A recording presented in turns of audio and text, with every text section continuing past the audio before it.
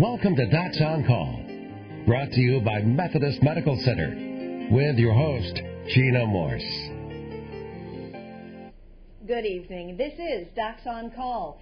Nearly 24 million people in the U.S., or about 8% of the population, adults and children, have diabetes.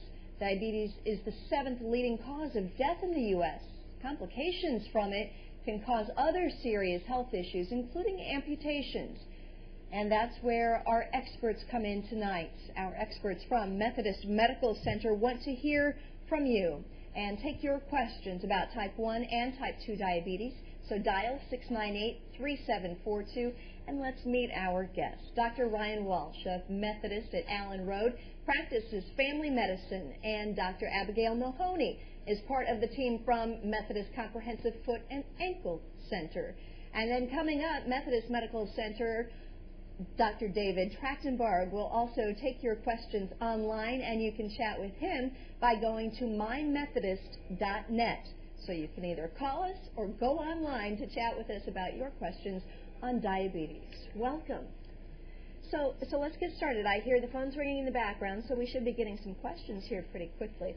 But let's start by making the very simple distinction between type 1 and type 2 diabetes.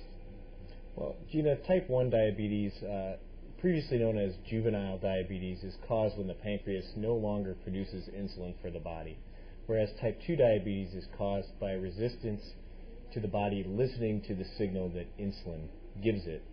So that's type 2 diabetes, also known as insulin resistance. Very good. And another distinction between the two, the way I understand it, and correct me if I'm wrong, type 2 diabetes in many cases is reversible. If we do certain things, whether it be through diet and exercise. Type 1, not so much. So let's talk about that too, and those differences, and what we can do to either prevent getting type 2 diabetes or reverse it. What I would say on that is, with type 2 diabetes, certainly weight loss and diet control are things that you can do to help prevent the need for medication or help correct those problems. I wouldn't say that it's actually reversible, in that once you're diabetic, you are indeed a diabetic and need to watch those things continually throughout the rest of your life. But you can reduce a lot of the side effects and problems by choosing healthy lifestyle choices, losing weight, exercising, and watching your diet, yes. So once that diagnosis is made, take it seriously, no matter if you've changed your lifestyle choices and become healthier. You're always going to be at risk for the problems associated with diabetes. That's correct. All right. And Abby, I know that you wanted to point out that what might surprise many of our viewers, the kind of work that you're doing in your office, could be quite disturbing to some people. Absolutely. Diabetes is the lead cause of non-traumatic amputations in the world right now. I think it would surprise people how many amputations all podiatrists are doing, along with orthopedic surgeons.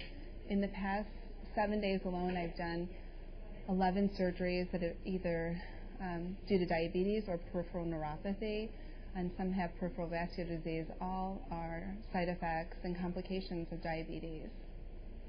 And it is startling, those numbers, just in the last week. We are, as I said, getting some phone calls in, and I want to mention, Jim had this question, type 1 versus type 2 diabetes. If type 2, actually, and before I ask it for him, I believe that he is on the line with us. We've got another Jim anyway. We're going to take that call. So, Jim, thanks for watching Docs on Call. What's your question?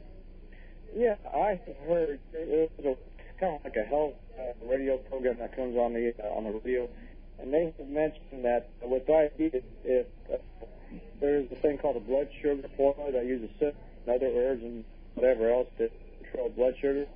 How effective are those claims? Because the doctor that has a radio program, she claims that it is very effective in controlling the diabetes. All right, and Jim, you were speaking of some of the supplements that maybe you could get at a health store. What do you guys make of some of the supplements that are out there to help with treatment of diabetes? Do you know much about them?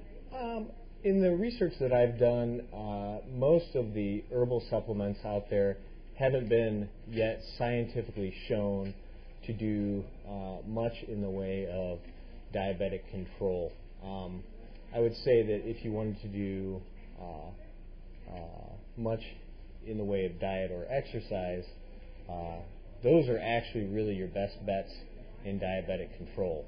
And either the American Diabetic Association diet or I also like the low glycemic index diets for diabetic control. Okay, and then this kind of follows up. If you're type 2 diabetic, this caller had the question, and you go on insulin, are you considered type 1 at that point? No, you're still a type 2 diabetic. The type 1 versus type 2 has to do with more of the origination of how the disease is caused more than how it's treated. So type 1, once again, is when the pancreas actually fails to produce the insulin. And type 2 is when the body can't listen to that insulin signal. It's less sensitive to the insulin. So we take that insulin from outside and supplement what the body's making so that it processes the blood sugar correctly. Are we seeing more diagnoses of type 1 and type 2 diabetes? I think we are. I mean, definitely type 2. Type 1 is a completely different origin, so that is debatable right now. But type 2, we're definitely seeing more. I mean, unfortunately, more people are overweight, especially children. We're seeing type 2 in children, which previously, 20, 30 years ago, we didn't see.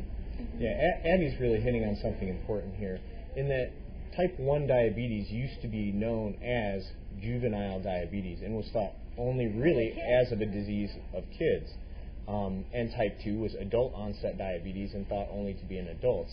And now with the obesity epidemic and the proportion of children that are obese, we're seeing it in ages that even when I started practice, I wouldn't have suspected it. And so it's changing a lot. You know what?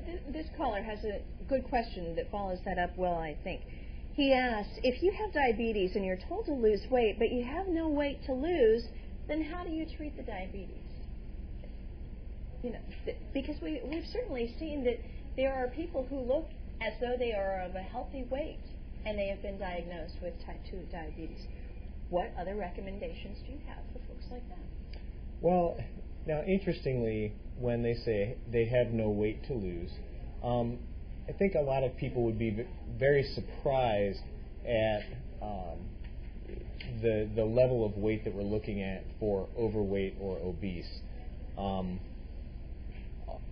So it's hard to say that most people don't have some weight to lose. What we tend to find, though, are that the people that don't have a lot of weight to lose, that are diabetic, typically have long family histories or something else that's happened in between that's caused that, and usually they are usually people that will be on medication. We're going to talk more about genetics coming up, but I don't want to keep our caller holding. Sherry, you're on the line with Docs on Call. What's your question? Hi. I care for an elderly lady. She's 83 years old, and she's non-insulin dependent diabetic, but she's been on the diabetic pills for years, and I really do try to control her diet. She's kind of stubborn, and so how much should I be limiting the natural fruits that she craves and wants? Bananas, cantaloupe, watermelon. Very, very good question. How much should she limit that? Honestly, most of the fruit sugar, depending on the type of fruit, isn't quite as harmful as sugars that you will get from processed sources. One thing that I would stress to you is that you can actually go online and find something about Glycemic Index, which is kind of a measure of how much insulin the food causes your body to produce. All right. And you were saying, though? On the Glycemic Index, fruits and foods that are lower on the Glycemic Index are typically the ones that are better. So, for example, things that are lower that are fruits would be apples, strawberries, raspberries. Actually, most berries are relatively low on Glycemic Index. Things like pineapple, citrus fruit tend to have a higher concentration of those sugars. So those are ones that you really have to watch out a little bit more for. Lorene is on the line now. Lorene, thanks for watching Docs on Call. What's your question?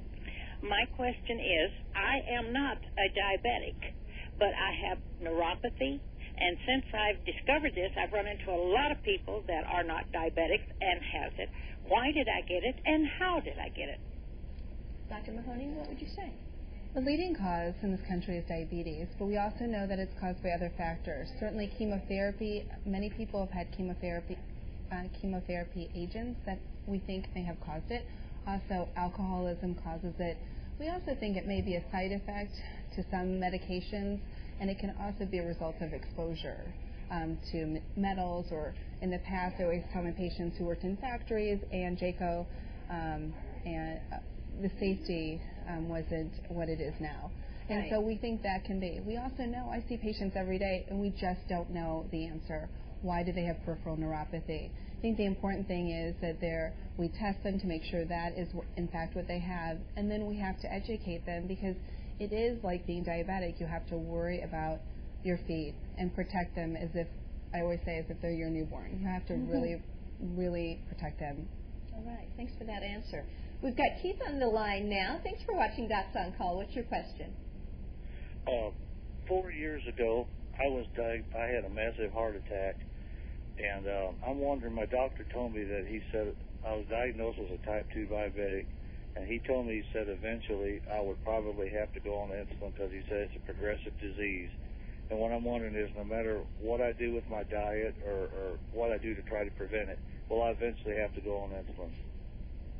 That's a tough question to answer, Keith. And what I would say is that everybody is built a little bit differently, and everybody may or may not progress in their diabetes the same. So those who work hard on diet and exercise may be able to be controlled with oral medication or even diet for their entire lifetime. So I don't think that your doctor is correct in that it is a progressive disease, but not everybody progresses at the same rate, and not everybody has the same risk factors for progressing. So don't automatically think of yourself as someone who's going to be on insulin. All right. Let's take a question now from Sandra. Sandra, thanks for watching Docs on Call. What's your question? I was curious, which medication for type 2 diabetes that's not insulin do you think is the best? I take Actos and metformin, which seems to work, okay, but there's so many out there that you see on TV, Januvia and the different ones, that I was just curious, which one do you think works the best for type 2 diabetes? That's a really interesting question, and what I would say is that it really depends on the person. The therapy for diabetes has to be tailored towards the individual person. So you mentioned that you were on metformin and Actos. Both of these are excellent medications, but certain people, for example, can't tolerate metformin. They get an upset stomach, or they might get diarrhea. So that medicine, while it's used probably the most commonly in type 2 diabetics, that might not be the best for you if you didn't tolerate it. So what I would say is that there isn't one set answer. It really has to be tailored to each individual person. All right. Let's go ahead and take a quick break. And when we come back, we will take more of your calls. Just dial 698-3742. We are back with more Docs on Call right after this.